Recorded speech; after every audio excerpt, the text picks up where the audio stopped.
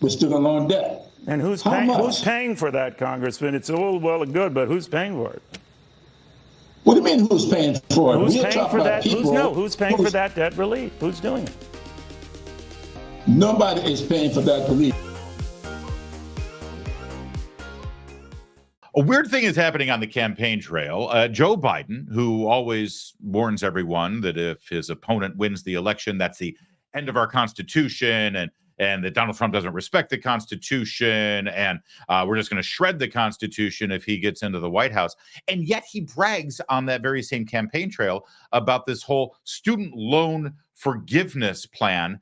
And he brags about the fact that the Supreme Court actually ruled that it was unconstitutional, but he found a way around it anyway. That's kind of a mixed message, isn't it? But even stranger is the message you heard from Congressman James Clyburn this week with Neil Cavuto about that very student loan relief plan. Listen to this. What has happened in the last 4 years on student debt, for instance?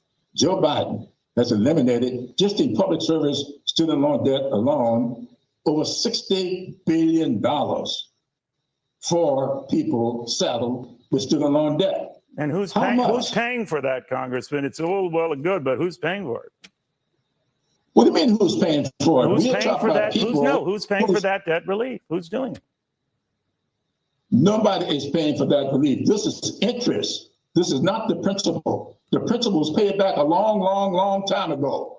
When you get someone that borrowed $60,000 and paid back $200,000 and still owe $119,000. No, I understand that, and Democrats have led this, and the president's led the charge to forgive student debt, to forgive some of it and all of that.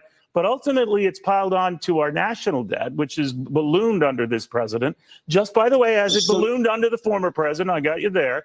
But that's not solving the problem, taking money and helping one group and then saddling everyone else with the bill because we're all paid for the debt. The fact of the matter is that has piled up under this administration. Debt has piled up under this administration. Prices are soaring under this administration. So I understand the temptation to say the other guys have no plan, but your guy's been in there almost 4 years, and this is what it's wrought. Okay, but that one talking point, Akash, I'd love for you to sort of comment on. It's like, no one's paying for this. No one has to pay for it. We're just forgiving the interest. The principal's already paid. Is that how it works? Because I'd love for Congressman Clyburn to take a look at my mortgage statement and the 30-year amortization that I'm dealing with right now, because I should be done now, right? It is just so patently absurd. I don't even know where to begin, Larry. And it's way more than what Congressman Clyburn said. The total cost of President Biden's various student loan forgiveness schemes is now pushing $1.4 trillion with a T, $1.4 trillion. We've talked about how it's unfair, how it's unconstitutional. It is extremely, extremely expensive. And the last thing I want to hit on really quick, the idea that the Republicans have no answer here is also patently false. There's a very clear, very simple Republican bill from Virginia Fox from North Carolina. She's the chair of the House Education and Workforce Committee, called the College Cost Reduction Act. This would not only address student loans, it would address the cost of college, it would address competitiveness in our higher education system. The College Cost Reduction Act is a very simple conservative bill that would address this.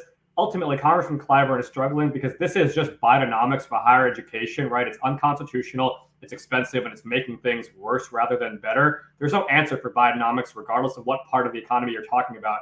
Higher education is no different, but to say that Republicans have no answer is simply false and demonstrates a complete misunderstanding of the policy, the economics, and the politics of this issue.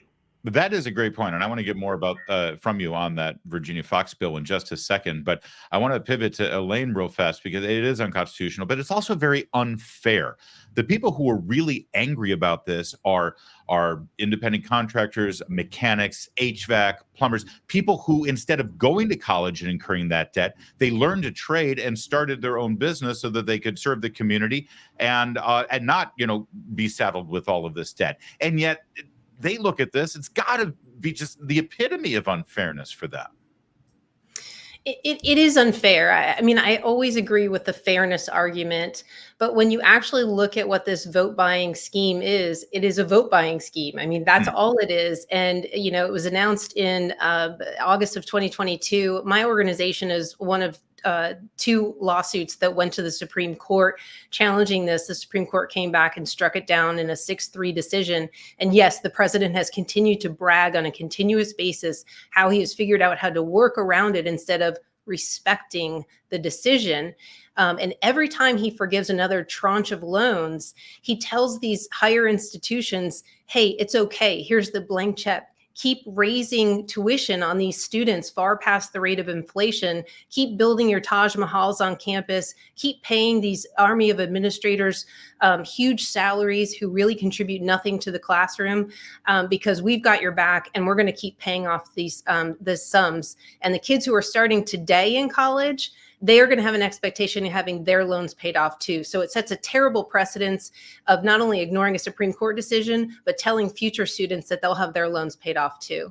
Yeah, and I had forgotten that JCN was party to that Supreme Court decision. I mean, that's got to make it that much more frustrating. What's the point of arguing this and fighting this, winning in the Supreme Court, and now he just does his end around and celebrates himself for it?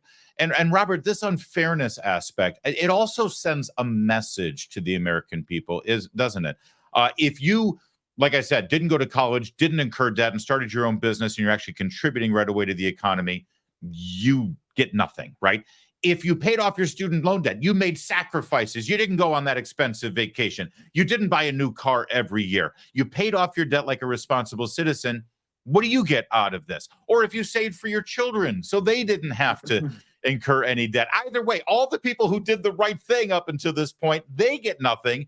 The people who incurred all this debt and now don't want to pay for it, they get the benefit. Robert, this sounds like I'm through the looking glass. Yeah, so between yourself, Akash, and Elaine, you've really covered the bases. The bottom line here is that Clyburn tells us everything we need to know about why we're in this trouble. Fiscal bills originate in the House, and he can't even tell you how the fiscal policy of the country works. He's got it completely bollocksed up. Bidenomics is debtonomics. It never works, and it's not going to work here. I would tell you, too, that what Elaine says is extremely valuable. What you have is a president who is undermining rule of law every single day by violating the principle that the Supreme Court doesn't have an army. It issues opinions, and we respect, by separation of powers and respect for rule of law and the constitutional construct, we respect those decisions. By not respecting them, he's not only buying votes, he's not only helping to bankrupt the country, but he's disrespecting rule of law in its own right. And I'll just end with this. I borrowed $200,000 to get through school. I was taught a lesson by doing that. I invested in myself. I was honestly grateful beyond belief that people trusted me to live up to my obligations. What we're teaching young Americans is to basically walk away from your obligations. Imagine other people will take care of you and ingest deeply of entitlement. That's not America. That's not the American dream. That's not how you teach responsibility. That's a dead-end street. And yet, Akash, for the political aspects of this, when they're running for office this November, they're going to use Clyburn's talking point here. No one's paying for this. No one has to pay for this. We're just, forgiving the interest. It's not coming out of anybody's pocket. That's exactly right. Every Democrat on the ballot should be made to own those remarks, own this student debt relief that's unconstitutional, right? I mean, John Tester is as much to blame for this as Sherrod Brown is, as all these other Democrats, right? The fact of the matter is that ultimately most Americans didn't go to college, right? You're screwing over not only, as you mentioned, working class Americans who didn't go to college, but even those who did go to college and made the right choices to pay off their loans. And we've heard for the last several election cycles that the swing vote are people in the suburbs, right? It's parents, right? It's people who have kids either in grade schools or perhaps in college, people who are swing voters who care about the economy. This is a losing issue for them. Republicans have got to take this one to heart, right? Make the Democrats own this. And frankly, what polls show just the other day, Echelon Insights had a great poll that shows Americans do care about helping the least among us, but they feel very strongly, it was 3-1. They feel very strongly that the way to help Americans climb the socioeconomic ladder is by getting government out of the way, creating more opportunity to climb the socioeconomic ladder, rather than through more government handouts and more government programs. The Democrats' Bidenomics agenda is the exact opposite of it. It's a perversion of what Americans believe about their own country and the abilities of their fellow Americans to make their own lives better. Republicans have got to get back to free markets, limited government, and make the Democrats own that these handouts are a failure in every way imaginable. Yeah, they got to own it. And you're right that the Republicans have their own version here, actually, that goes to the root cause of the problem, which is the skyrocketing costs of further education, of higher education. It's funny, every time the Democrats propose something new with student loans, whether it was the consolidation and federal takeover of the student loan industry, or now all of these student loan forgiveness plans, the cost of tuition keeps going up every single time. College keeps getting exponentially more expensive. It's almost like the two work hand in hand. It's almost like, what do I know? I don't have a college education.